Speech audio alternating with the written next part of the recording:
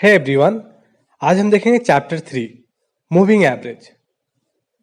Moving average traders द्वारा उपयोग किए जाने वाले एक अत्यंत लोकप्रिय टेक्निकल इंडिकेटर है। कोई भी स्टॉक को बाय चाहे सेल का अपॉर्चुनिटी आइडेंटिफाई करने के लिए मूविंग एवरेज का इस्तेमाल कर सकता है।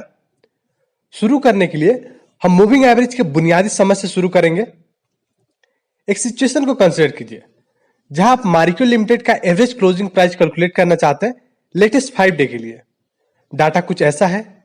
डे 1 क्लोजिंग प्राइस है 239.2, डे 2 क्लोजिंग प्राइस है 240.6, डे 3 क्लोजिंग प्राइस है 241.8, डे 4 क्लोजिंग प्राइस है 242.8, डे 5 क्लोजिंग प्राइस है 247.9। टोटल हो गया 1212.3। अब इसे एवरेज निकालने के लिए 1212.3 डिवाइड बाई 5 कर देंगे। इसलिए पिछले 5 ट्रेडिंग सेशन में मारिको का एवरेज क्लोजिंग प्राइस हो गया 242.5, राइट। आगे बढ़ते हुए 6 डे हम लोग के पास एक न्यू डाटा पॉइंट है। अब ये ऐसा होगा कि new latest 5 day data second day to 6 day हो जाएगा। हम लोग फर्स्ट डे डाटा पॉइंट्स को ड्रॉप कर देंगे जो कि है 239.2। जैसे कि हमारा ऑब्जेक्टिव ये है कि हम लेटेस्ट 5 डे एवरेज को कैलकुलेट करेंगे, राइट। तो अब फर्स्ट डाटा 239.2 को इग्नोर करेंगे और 6 डे डाटा जो कि 250.2 उसको ऐड कर देंगे। तो अब टोटल हो गया 1223.3। इसको एवरेज निकालने के लिए 1223.3 को 5 से डिवाइड कर देंगे। अब पिछले 5 ट्रेडिंग सेशन में मारिको का एवरेज क्लोजिंग प्राइस हो गया 244.66।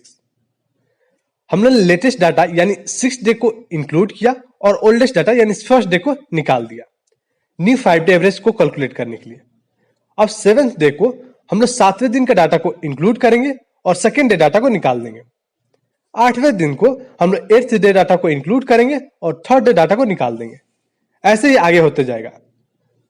तो अब हर एक नया डाटा पॉइंट्स के साथ लेटेस्ट डाटा को रखेंगे और पुराने वाले को निकाल देंगे, यह सुनिश्चित करने के लिए कि 5 डे एवरेज मेंटेन है। यही कारण है कि इसको मूविंग एवरेज बोलते हैं। किसी भी टाइम फ्रेम में मूविंग एवरेज कैलकुलेट किया जा सकता है, 1 मिनट से लेकर घंटों से ईयर तक। रिक्वायरमेंट के आधार पर चार्टिंग सॉफ्टवेयर में किसी भी टाइम फ्रेम में सेलेक्ट किया जा सकता है। चलिए अब देखते हैं सिंपल मूविंग एवरेज। एक प्राइस चार्ट के संदर्भ में एक सिंपल मूविंग एवरेज आमतौर पर चार्ट पर एक लाइन ओवरले होता है जो इंडिकेट करता है कि प्राइस कैसे बिहेव कर रहा है। एग्जांपल के लिए यहां रिलायंस इंडस्ट्री का 9 डे सिंपल मूविंग एवरेज है। Simple moving average exactly same तरीके से कैलकुलेट करते हैं जैसे हमने पहले डिस्कस किया था।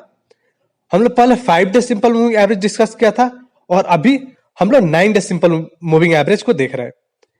कोई भी सिंपल मूविंग एवरेज को कैलकुलेशन मेथड से भी रहेगा। अब जैसे कि आप यहां देख सकते हैं प्राइस चार्ट के ऊपर एक स्मूथ लाइन की तरह सिंपल मूविंग एवरेज ओवरले है। तो आपका यहां क्वेश्चन हो सकता है एक सिंपल मूविंग एवरेज क्या इंडिकेट करता है और कैसे कोई इसे यूज करेगा। बहुत सारे एप्लीकेशन है मूविंग एवरेज का और जल्द ही यानी हम लोग अगले वीडियो में हम मूविंग एवरेज के आधार पर एक सिंपल ट्रेडिंग सिस्टम इंट्रोड्यूस करेंगे। लेकिन उससे पहले चलिए सीखते हैं second type of moving average के बारे में जिसे बोलते हैं एक्सपोनेंशियल मूविंग एवरेज। यह एग्जांपल में जो डाटा पॉइंट इस्तेमाल हुआ है उस पर विचार कीजिए। जब कोई इन नंबरों में एवरेज कैलकुलेट करता है तो एक अस्थिर धारणा होती है। हम लोग अनिवार्य रूप से प्रत्येक डाटा पॉइंट्स को इक्वल इंपॉर्टेंस देते हैं। मतलब हम लोग मानते हैं कि 22 जुलाई का डाटा पॉइंट्स उतना ही इंपॉर्टेंट है जितना 26 जुलाई का डाटा। हालांकि जब मार्केट की बात होती है तो यह हमेशा सही नहीं होता। टेक्निकल एनालिसिस का बेसिक एजम्पशन याद कीजिए, मार्केट डिस्काउंट एवरीथिंग। इसका मतलब कि 26 जुलाई का जो लेटेस्ट प्राइस आप देख रहे हैं सभी ज्ञात और अज्ञात जानकारी को छूट देते हैं। इसका तात्पर्य यह भी है कि 26वें स्थान पर प्राइस 25वीं प्राइस से अधिक सम्मानित है। इससे देखते हुए कोई भी डाटा के न्यूनेस के आधार पर डाटा पॉइंट्स को वेट को असाइन करना चाहेगा। इसलिए 26 जुलाई के डाटा पॉइंट के हाईएस्ट वेट मिलेगा, 25 जुलाई के डाटा पॉइंट को नेक्स्ट हाईएस्ट वेट मिलेगा, 24 जुलाई के डाटा पॉइंट्स को थर्ड हाईएस्ट वेट मिलेगा और वैसे ही आगे होते जाएगा।